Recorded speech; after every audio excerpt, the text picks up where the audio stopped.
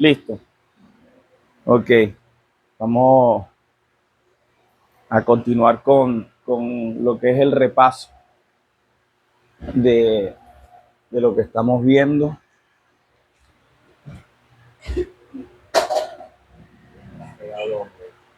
No, bueno, póngase un poquito para acá. Pues. La idea es verlos a ustedes. Entonces continuamos viendo el repaso del libro de los Hechos, ¿verdad? Ahí, que no se vea. ¿No? Del libro de los Hechos. Eh, por lo menos hay un libro como este que es usado bastante, por lo menos en el, vamos a usar una palabra, en el mundo pentecostal. Ya por lo menos hasta este punto deberíamos entender que ser pentecostal es pertenecer a un movimiento, a, un, a una forma de creencia. ¿Por qué? Porque el pentecostalismo tiene características que lo distinguen, que lo, o sea, lo referencian en el mundo cristiano. El mundo cristiano no está solo en el pentecostalismo. El pentecostalismo es un movimiento, una forma de creer dentro del mundo cristiano. Están los pentecostales, están los bautistas, están los reformados, están los anglicanos, están los presbiterianos, ¿sí me explico? Los luteranos, y así un sinfín de, de formas cristianas de creer, teologías, doctrinas, formas doctrinales. El pentecostalismo tiene una característica principal y es el énfasis en la experiencia del Espíritu Santo. Entonces tú vas a notar que una iglesia pentecostal, aunque en el rótulo no diga Pentecostal Unida, o en el rótulo no diga Iglesia Pentecostal, sino que diga Iglesia Evangélica Dios es Amor, Iglesia Evangélica, Fuente de Vida, Águilas del Desierto, Monte Sión, póngale el nombre que quiera. Cada uno tiene como una forma y le pone un nombre. Ellos se van a caracterizar por su forma de culto, su énfasis en ciertas formas de cantar, de celebrar sus cultos, pero el énfasis más cargado, el más que se le da, ¿cuál es? En el pentecostalismo, ¿cuál es?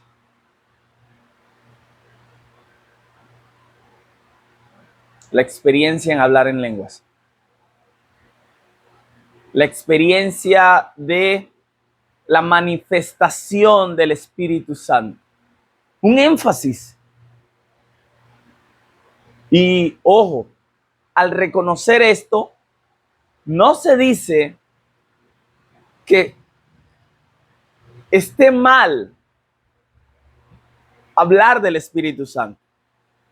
Porque sin el poder, sin la presencia del Espíritu Santo, sin el bautismo en el Espíritu Santo, nadie puede ver ni entrar en el reino de los cielos.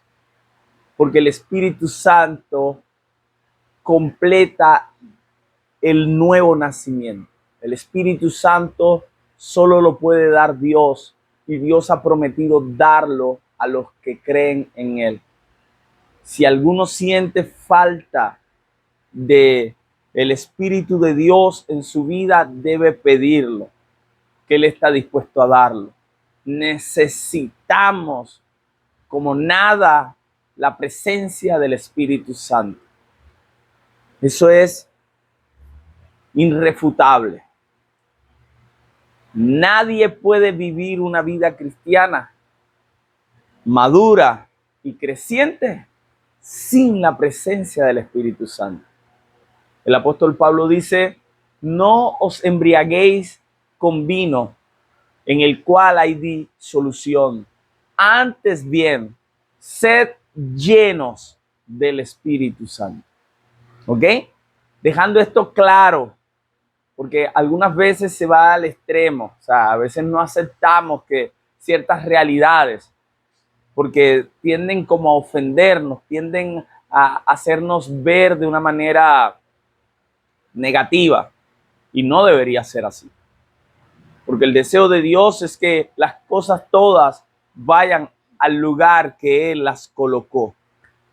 Y dentro del lugar que Él colocó, todo creyente debe nacer del agua y del Espíritu. Póngale pausa.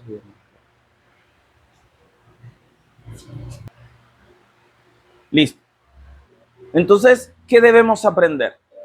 Lo que debemos aprender es que todo creyente debe nacer de nuevo.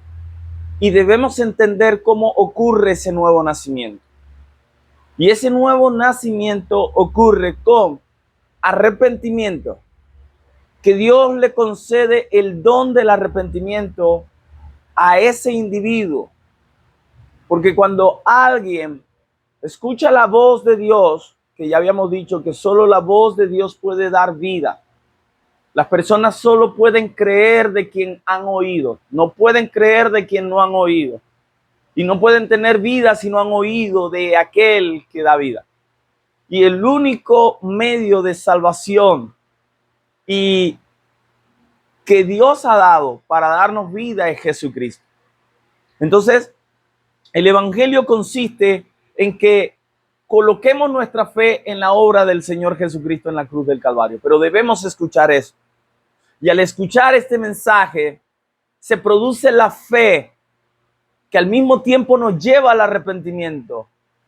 La fe me lleva a arrepentirme porque la fe es creer. Entonces yo creo que Jesucristo murió por mis pecados. Yo creo que soy pecador. Yo creo que mis pecados me tienen cautivo, me tienen separado de Dios y me tienen en la ruina espiritual en la que me encuentro. Ahora, cuando yo llego a ese punto de reflexión y mi corazón entiende esta verdad, en ese momento Dios ha soplado vida.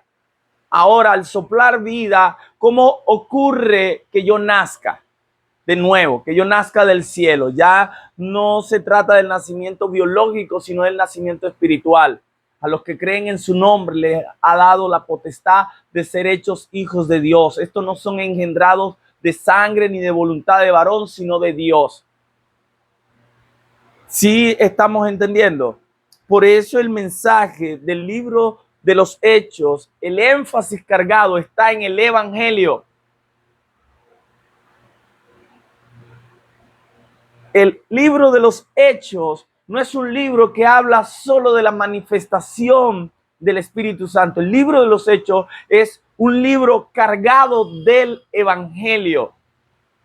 La muerte, la sepultura y la resurrección de Jesucristo, de colocar la fe en Él y de tener una nueva vida en Cristo Jesús, está cargada del nuevo nacimiento que Dios le dio primero a los 120, después a los 3,000, después a los 5,000, después a todos los que el Señor iba añadiendo a la iglesia, a todos los que Dios había preparado de antemano para salvación, a los gentiles, a los samaritanos, Judea, hasta lo último de la tierra. Por medio del apóstol Pablo comenzó a desplegarse en toda la geografía de su propio tiempo, hasta que llegara nuestro tiempo.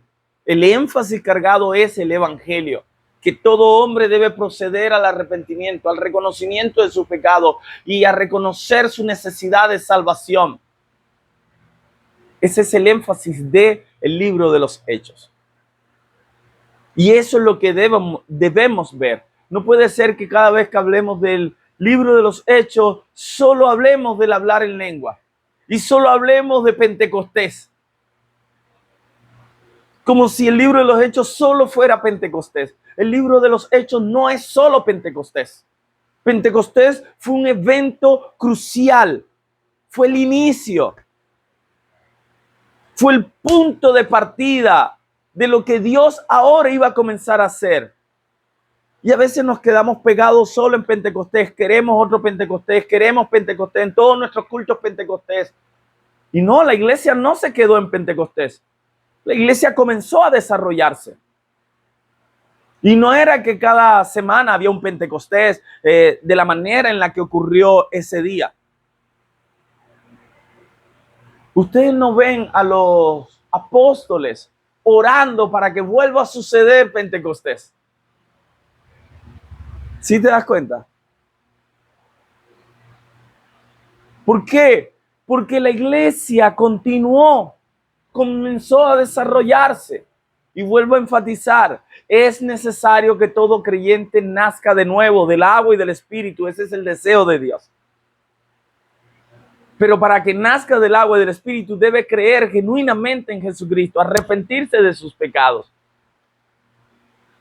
Y una vez que entiende esto de manera clara, la responsabilidad, la seriedad del pacto entre Dios y el hombre a través de la obra expiatoria del Señor Jesucristo, este hombre que dice, me arrepiento, Señor, y te pido perdón por mis pecados, por mi vida pecaminosa, por mi maldad. Señor, te entrego, me rindo a ti, te entrego mi vida en rendición. Hazme una nueva criatura, creado a tu imagen, según tu voluntad, me rindo a ti. Ahora necesito crecer, pero no podré crecer sin tu espíritu.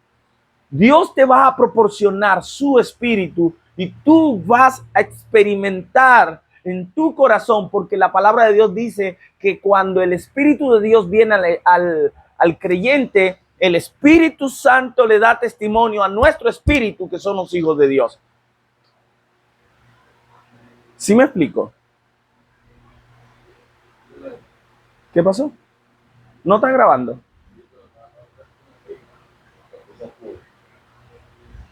Ya.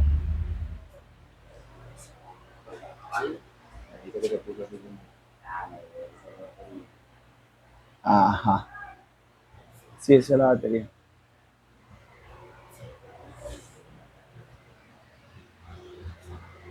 Y ahí es donde llegamos a una realidad que hoy nos afecta muchísimo y afecta a muchas personas. ¿Cuántas personas han nacido de nuevo realmente? Si sacamos de en medio que el nuevo nacimiento no es el hecho de que comienzas a ir a la iglesia y participar de las actividades de la iglesia.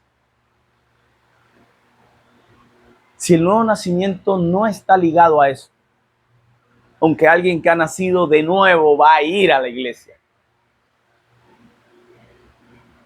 ¿Sí me entiendes? Entonces, hay muchas personas que creen que nacieron de nuevo y no han nacido de nuevo. Que es evidente que no han nacido de nuevo. Porque hay una palabra clave de los que creían. Esa palabra está involucrada aquí y dice que los que creían perseveraban en la doctrina de los apóstoles. La palabra clave es perseveraban en la doctrina de los apóstoles. En la práctica cristiana, perseveraban. Eran constantes, era continuo. Vivían en ello, vivían para ello y morían por ello. ¿Te das cuenta? No se detenían, no fluctuaban, eran constantes, perseveraban en la doctrina de los apóstoles. Y esa perseveración en su propio tiempo les llevó hasta morir por ello. Porque recuerden de que en el capítulo 6 empieza una gran persecución. En el capítulo 5 nos menciona que se manifiestan los primeros falsos cristianos. La pregunta sería, ¿Ananías y Zafira habían nacido de nuevo?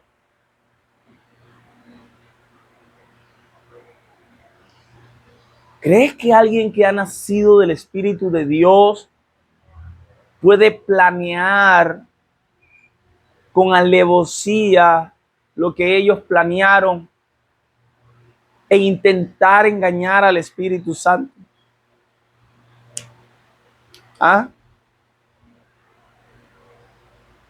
La verdad que no. Difícilmente alguien que nazca de nuevo va a querer engañar. Pero, entonces, ¿cuál es la diferencia? Bueno, que los que nacieron de nuevo no tenían problema en vender sus cosas, ponerlas a los pies de los apóstoles sin artimaña. ¿Te das cuenta? Pero Ananías y Zafira muestran que ellos no habían nacido de nuevo, que estaban en medio del movimiento de los creyentes, les gustaba el ambiente que había, les gustaba lo que estaba sucediendo, pero no habían sido convertidos de corazón. Y cuando vieron la oportunidad de tener algo de fama, de la fama que ahora gozaba Bernabé, ellos querían algo de esa honra, de ese halago. Y al final, ¿cómo le fue? Le fue muy mal. Así que no vale la pena fingir. No vale la pena aparentar ser algo que no somos. Si usted no es generoso, no aparente ser generoso. Pídale a Dios que ponga en usted un corazón generoso. A mí me agrada cómo digamos, o sea, quiero tomar el ejemplo. Siempre le lanzo una ahí al hermano de exhortación para que de cierto modo también no se convenza de algo que no es real, ¿sí? Porque a veces nosotros podemos vemos que el hermano tiene un muy buen espíritu, una buena persona. De hecho, podríamos decir que el hermano José se comporta mejor que muchos cristianos que no dejan de ir a la iglesia, ¿verdad? Me parece que el hermano José tiene un carácter, oye, que muchos de nosotros necesitamos, pero lo puede confundir. Como yo lo llamo hermano José. ¿Sí o no? Cuando va a la iglesia lo llaman hermano José. Como el hermano José cuando va a la iglesia va con su Biblia. Su esposa va a la iglesia. El hermano José cree que ha nacido de nuevo porque todos le llaman el hermano José. ¿Verdad? ¿Cuánto tiempo tiene escuchando la palabra de Dios? Desde que estamos aquí. Y antes yo leía, pero aparte. Ajá. Ok. Ahora, ¿qué es lo que confunde a muchas personas? ¿Qué es lo que nos confunde? Que como estamos en ciertas condiciones que fácilmente podemos pasar por cristianos, por creyentes que han nacido de nuevo, entonces me confundo y creo que he nacido de nuevo. Pero vemos que las personas que fueron impactadas por la palabra de Dios y surgió en ellos ese poder de Dios, ¿qué fue lo primero que fueron a hacer? ¿Qué fue lo primero que fueron a hacer? ¿Qué hicieron los que creyeron en el capítulo 2? No, capítulo 2. ¿Qué hicieron en el capítulo 2 cuando escucharon el mensaje de la palabra de Dios? Se compungieron de corazón y se bautizaron, ¿verdad? Cuando cuando el etíope escuchó el mensaje, ¿qué fue a hacer? Ahí hay agua. Los samaritanos cuando escucharon el mensaje de Felipe, capítulo 8, ¿qué hicieron?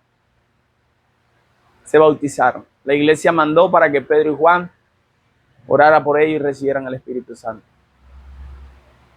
¿Verdad? En la casa de Cornelio, ¿qué pasó cuando escucharon el mensaje del Evangelio?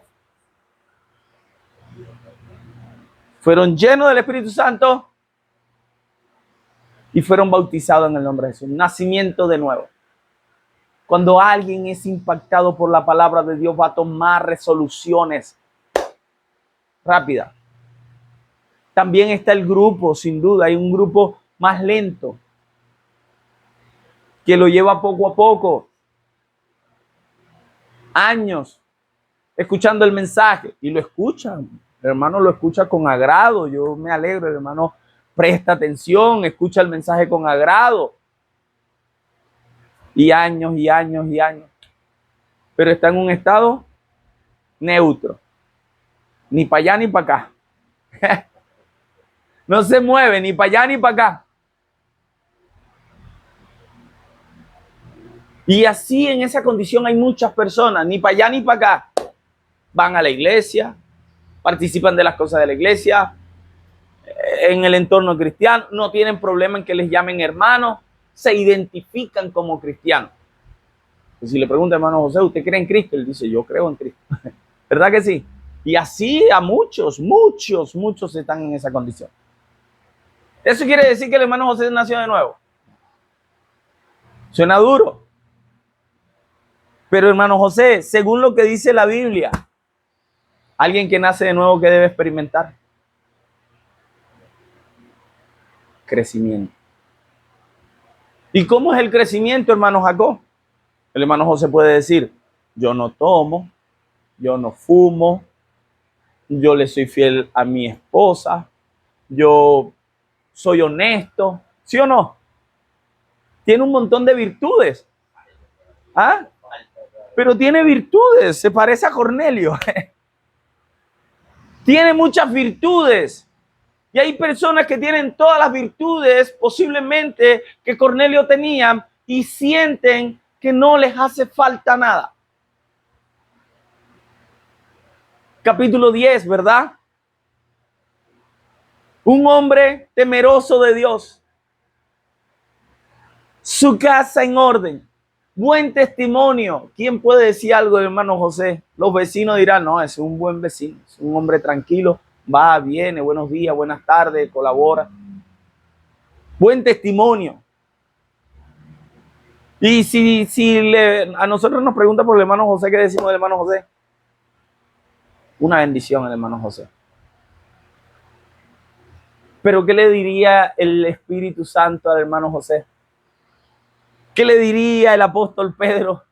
¿Qué le diría el apóstol Pablo al hermano José? Tiene que nacer de nuevo, hermano. ¿Verdad que sí? Pero nosotros en la iglesia estamos satisfechos con que las personas vayan solo a la iglesia. No, va a la iglesia, está en la escuela de formación cristiana, escucha el estudio bíblico, tiene su Biblia. ¿Y si viene Cristo hoy? ¿Y si viene Cristo? Nos quedamos si no estamos creciendo y si no hemos experimentado el nuevo nacimiento. Nos quedamos. ¿Por qué? Porque Cristo se está preparando para sí un pueblo santo, el cual Él pagó por Él y Él lo está santificando por medio de su Espíritu. No ocurre una santificación si no es por el Espíritu de Dios en nosotros. Si el Espíritu de Dios no está en nuestra vida, no estamos siendo santificados. Estamos aprendiendo a imitar lo que hacen los que van a la iglesia. No sé, pero hay una pregunta, porque tengo una pregunta. Yo digo que yo tengo un propósito con todo, porque muchas personas bautizadas que no van allá en el cielo. Exacto. Ahora mismo son bautizados. Exacto. Entonces yo a veces me hago esa pregunta, pues, porque yo no estoy bautizado, pero yo creo que Claro. hay algo que incluye que yo me bautice por los primeros. Ajá. Ahora todos quizás sí. Entonces yo digo también que, o sea, muchas personas que están en iglesia son bautizadas, pero no son de Dios. Van a irse al infierno. Entonces yo digo que los que no somos bautizados por ahorita, pues, puede ser que yo tenga un propósito más adelante. ¿No? Sin duda. No seré yo, porque solo Dios conoce los corazones. Ajá. Porque de pronto yo puedo comenzar en el ahorita, pero no sé más adelante que suceda. Mi fe puede apagarse, o sea, de que nunca voy a ser de Dios. Pues.